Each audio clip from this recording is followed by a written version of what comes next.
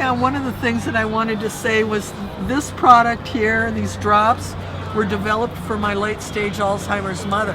Came down with a urinary tract infection, another one, at the very end of her life while she was on hospice care.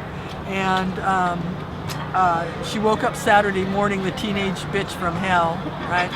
And her doctor didn't want to give me any medicine until he did a culture grow. And so now we're Saturday morning, and I wasn't able to get a culture, wiggling around on the toilet. And so now it's Saturday morning, she's mean, and I know she has a UTI. So my choices are, the doctor's office is closed. I could take her to OHSU where they'd catheter, she would kick and scream and cry. But I didn't want to do that to my late stage Alzheimer's mother, and thought for a minute, it's like, if I overdose her with cannabis, she'll just sleep the weekend away. Then Monday morning, I can get, the regular in-home doctor care. By noon, she'll be on medication, good to go. That's what I'm going to do. But she was ingesting 2 grams of hash oil a day already, and which is a significant amount. It's double the cancer dose. So, and I didn't want to make her throw up, which is what you'll do if you give them too much oil.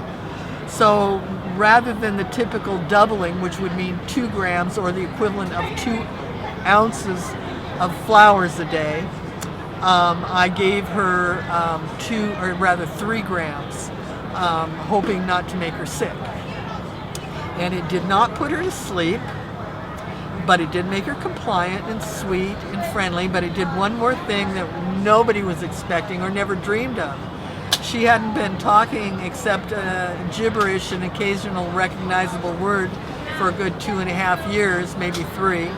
And she was now speaking in full sentences, and they were meaningful. I mean, it wasn't any deep intellectual conversation, I must say that.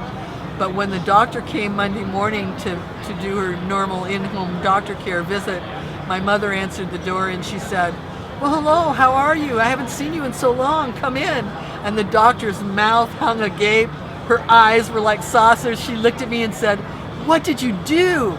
And I said, "We don't know very much about cannabis, do we?" I really believe that it's inhumane not to give cannabis to Alzheimer's patients.